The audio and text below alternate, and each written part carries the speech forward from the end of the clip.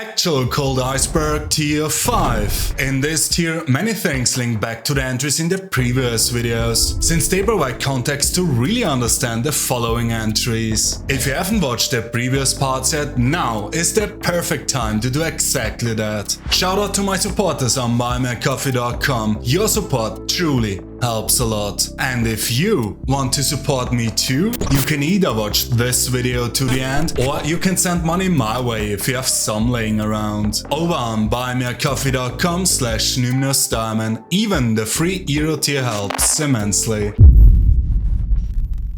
Yantra. Yantra are sacred geometric patterns in Hinduism, used primarily within Tantra and Tantric practices, which has its own entry later down the iceberg. These patterns are showing supersensible powers representing gods and divine forces in their unmanifested form. By meditating on a yantra, you attune yourself to these forces and unlock the secrets within you. The most common way to meditate on a yantra is to place it at eye level, focusing on it until everything else disappears from your vision, leaving only the yantra. Then you begin reciting the mantra associated with it, further activating its power. One of the most well-known yantras is the Shri Yantra, also called the Creation Yantra. It represents the goddess Lakshmi, an aspect of the divine feminine, and depicts the interplay between masculine and feminine forces, the fundamental polarity needed to create the universe. Meditating on this yantra grants spiritual insight and understanding. Now, here's where it gets interesting. The structure and function of yantras are similar to Western sigils, especially those linked to King Solomon. The geometric forms that represent divine power are also always encased within a wall, just like Solomonic seals. Not only do they look the same, but they are used in similar ways and activated through nearly identical methods. This is yet another link between Eastern and Western occult and esoteric traditions. Actual yoga. Actual yoga refers to what yoga really is, not the watered down commercialized version most people know and what was mentioned back in tier 1. In Sanskrit, yoga means to unite or to yoke, union, specifically a dedicated and intentional union. To truly understand yoga, we also need to clear up the meaning of karma, which, like yoga, has been butchered in the West. In Western culture, karma has become like some sort of deity, something that hands out good karma if you have been a good boy or a good girl, and bad karma if you haven't. It's the same oversimplification we see in Christianity's heaven or hell narrative. But this idea is completely wrong. Karma actually means work or actions. It refers to rituals, sacrifices and conduct, and it is inherently neutral. When someone says, "I will let karma handle it," they are completely missing the point. Karma isn't some cosmic force that fixes your problems for you. It's the exact opposite. It means taking responsibility, putting in the work and understanding that the results come directly from your own actions. The universe's role here is to assist when it notices your bleed in the form of action. Now, with this out of the way, let's talk about what yoga really is and that there are actually 4 different types. Karma yoga. Yoga of action. It means performing duties and your work selflessly, without attachment to the results. It's all about action for the sake of action, like I mentioned in my Law of Action series. Or see the corresponding chapter in the Bhagavad Gita. Bhakti yoga. Yoga of devotion. This is the yoga of love. It involves devotion to a personal deity or the divine, immersing oneself in spiritual love and surrender. Jnana yoga. Yoga of knowledge, the path of wisdom and understanding, seeking the true nature of reality through study and contemplation. Raja or Dhyana yoga, yoga of meditation. This is also where the asana, the yoga poses everyone knows, come into play. Raja yoga is all about controlling the mind through meditation and bodily discipline. Unlike what the West portrays, the poses are just tools, meant to help you to learn to control your body and therefore to learn to control your mind. For example, in specific yoga poses you learn to accept and forget the pain by controlled breathing, called prana, and by not focusing on it. You get your body to obey your mind that says this pose is comfortable. you do not ache because of it. Also, the poses help to trigger other functions in the body, like in Tantra for example. By learning how to control and command your body, you learn how to control and command your mind. Similar to Giuliano Kremmerz's entry and his hermetic reality, which will come up soon. Knights Templar were actually pagan. Massive shock for base right-wingers with Deus Vult in the X profile. The Knights Templar were ascetic warriors who gave up the pleasures of the world in order to pursue a discipline not practiced in the monasteries but on the battlefields. And they were animated by a faith which was more blood and victory than it was Christian prayer. What many don't know and what the church desperately tried to erase is that the Templars had their own secret initiations and rituals, taken straight from the very paganism the church deemed heretic. The Templars were practicing black magic, necromancy and alchemy. Sculptures of the monuments and of the tombs of the Templars had alchemical signs, such as the pentagram and various symbols of planets and metals. And the details of the rituals are also very revealing. In one such ritual, the candidates for the highest degrees in the Knights Templars had to reject the symbol of the cross and to acknowledge that Christ's doctrine and Christianity as a whole did not lead to salvation. The same kind of renunciation seen in Freemasonry's higher circles. The Templars were also accused of engaging in secret dealings with the so-called Muslim infidels and of celebrating forbidden rites. During the infamous Templar trials, they dismissed it all as mere symbols, but this was in vain. This was not a case of impiety or heresy, but rather the natural and organic acknowledgement of the inferior and impotent character of the Christian religion. It was just a step in being elevated to something higher, just as we must do today. As someone rightly pointed out, the very name Templars speaks of transcendence. The name was no accident. Templars was a sign of the true calling, transcendence beyond the chains of Christianity. After the Order of the Knights Templar was eventually destroyed, a new current emerged from its ruins to keep carrying on their ancient teachings. The Rosicrucians. Giuliano Kremmerz. Giuliano Kremmerz was an Italian alchemist and hermeticist, and like Julius Evola from the previous tier, he was part of the Ur group. He founded the Confraternita Terapeutica e Magica di Miriam, a hermetic initiatic fraternity that is still active in Italy to this day. Kremmerz wrote many works, but they are not easy to find. Most were never officially published, and instead they were passed around within closed circles and sometimes appeared in the writings of his colleagues like Evola. If you're curious what they're like, I did a reading of one of them, Starting Magic. It's on my second channel. However, one of his works was published as a book, The Hermetic Science of Transformation. Kremmerz laid out a practical and straightforward foundation for natural magic, best summed up as mind over matter. This phrase gets thrown around a lot, usually without meaning, but for Kremmerz it wasn't just talk, it was real. He wasn't affected by heat or cold, untouched by plague or disease. No sickness would like him. He unlocked true hermetic magic,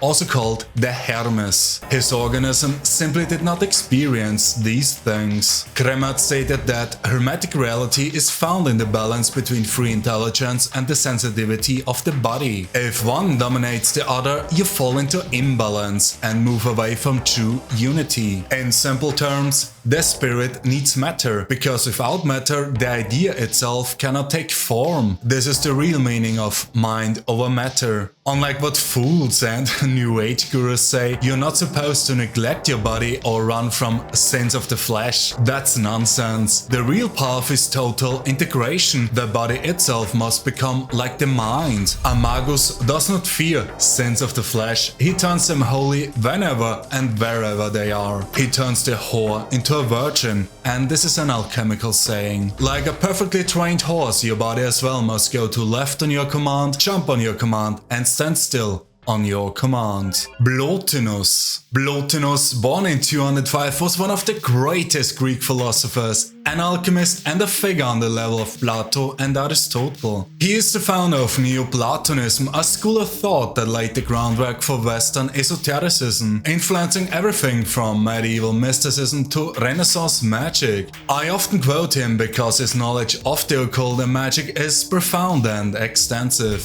His most famous work, The Enneads, is a collection of teachings that shaped not only Western philosophy but also every Abrahamic faith. Christianity, Judaism and Islam all absorbed his ideas, though of course they stretched and distorted them to fit their own agendas, as they always do. At its core, Plotinus' philosophy is a powerful foundation for magical practice. His ideas are not just abstract theories, but practical, grounded in real observation of spiritual reality, similar to Marcus Aurelius' Meditations, but going much deeper into transcendence and transformation. For Plotinus, the goal was not to merely live a good life, but to become divine, not to seek salvation, but to ascend beyond human limits. In his own words, "As the gods must one be, not as good men. It is not that one must free oneself from sin, but that one must transform oneself into a god. That is the goal." Plotinus didn't just write philosophy, he lived it. His students recorded that he would frequently slip into deep mystical states, reaching beyond this world into higher realms of being. He taught that the physical world is not the ultimate reality, but a shadow of something greater. Like how it is in Hinduism, where our universe is seen as being the dream of Brahma, the creator. And through proper discipline, contemplation and transformation, one could return to that divine source. Not as a servant, but as a god in one's own right. This is the real path. Not worship, not submission, but self-deification. If you want to hear some of Plotinus' philosophy, on my second channel I did a reading of an essay with the core of his teachings, Maxims of Pagan Wisdom. John Dee. John Dee, born in 1527, was a British mystic, magician, scholar and actual court wizard to Queen Elizabeth I.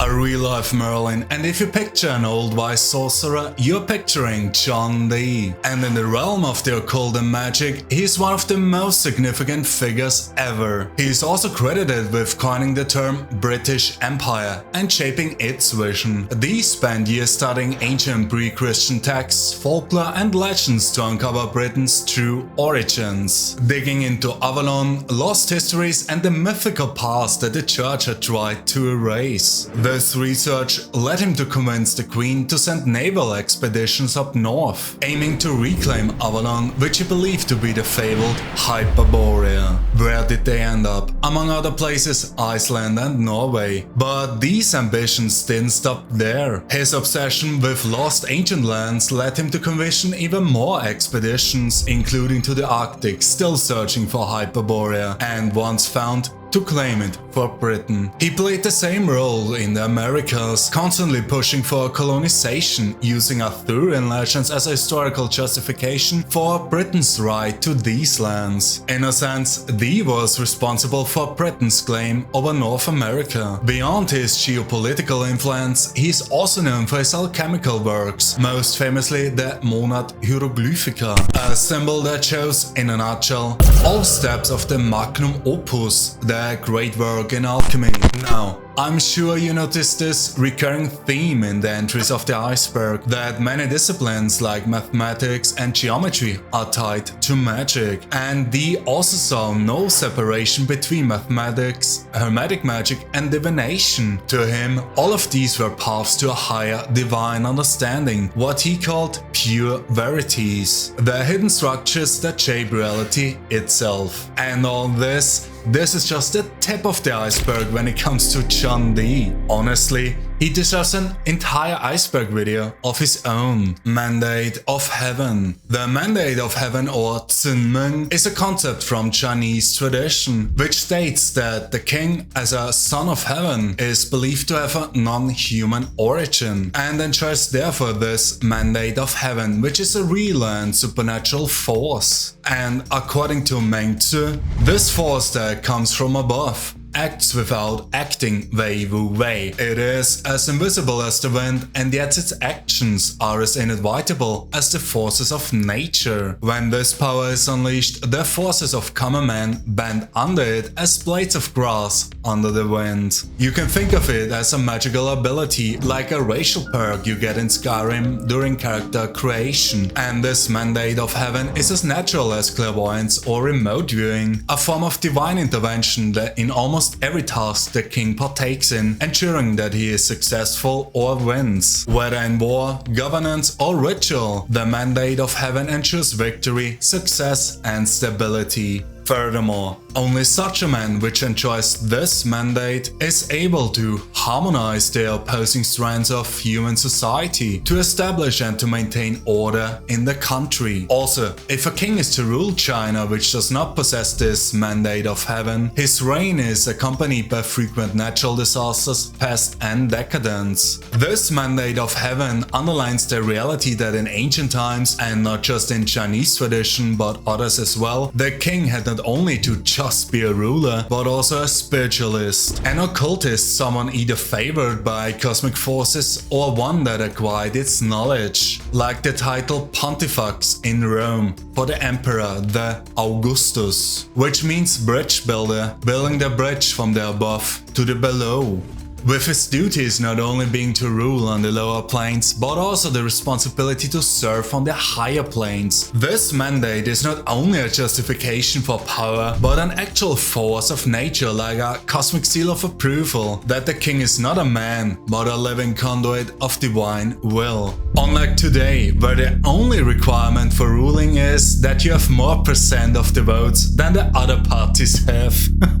If you only knew how bad things really are. Humilation Rituals. Humilation rituals are a form of detachment and ego death discipline. I already touched upon this with the music industry entry in Tier 4 and what the recent news around P. Diddy talked about. Humilation rituals are employed in many different circumstances and for many different reasons. Their occult meaning is, among others, to unlock or call on certain powers. There's two variants of humilation rituals. The first variant is the one you do for yourself out of your own necessity, like for example in alchemy or in magic rituals, to create something new out of yourself. The other variant, and the one most people are familiar with, revolve around secret societies, Hollywood, music industry, Freemasonry. To be accepted or integrated into existing circles. To become a perfectly crafted block to fit in with the others into the building and the way of the fraternity,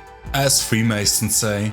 The core of a humiliation ritual lies in betraying or inverting a core aspect of your identity, of your ego. The ritual breaks the ego by making the participant act against something they hold dear, creating a paradox that erases the former self. This is often achieved through a public display, as exposure amplifies the ritual's power, and also to have witnesses. Humiliation rituals are tailored to the individual. They are mostly unique. Pythagoras. Pythagoras is well known for his Pythagorean theorem, the theorem that says 3 square plus 4 square equals 5 square. Now, what many don't know is Pythagoras himself was heavily involved in occultism and esotericism, and it is likely that he developed this theorem during the study of such topics. Or perhaps it occurred to him by understanding aspects of magic, as the underlying principle of the theorem seems oddly similar to other aspects of magic. When faced with a problem and using magic for it, the solution often lies in altering metaphysical attributes. The Pythagorean theorem mirrors this approach. You don't measure the hypotenuse directly, instead you square the other sides, manipulating them, and then find the answer. Magic works by finding a hidden denominator and then working through and with that. He also established his own cult and following like Plato did. Pythagoreanism was not just a philosophy, but also a pagan religious movement existing long before Christianity. Pythagoras himself was regarded not merely as a mathematician, but as a mystic and a sage. Pythagoras himself was said to have magical abilities, including the ability to communicate with animals, perform miracles, and recall his past lives. His teachings were esoteric, emphasizing the immortality of the soul, the transmigration of souls, reincarnation, and the purification of the spirit through discipline and asceticism. It was similar to later Platonism, and geometry was seen as a way to understand the divine architecture of the cosmos. Semen Retention. Semen retention is an occult practice that has gained some attention in recent years, though it is often misunderstood. It is not just about avoiding ejaculation, but about cultivating, activating, and transforming the masculine life force contained within semen into a source of power.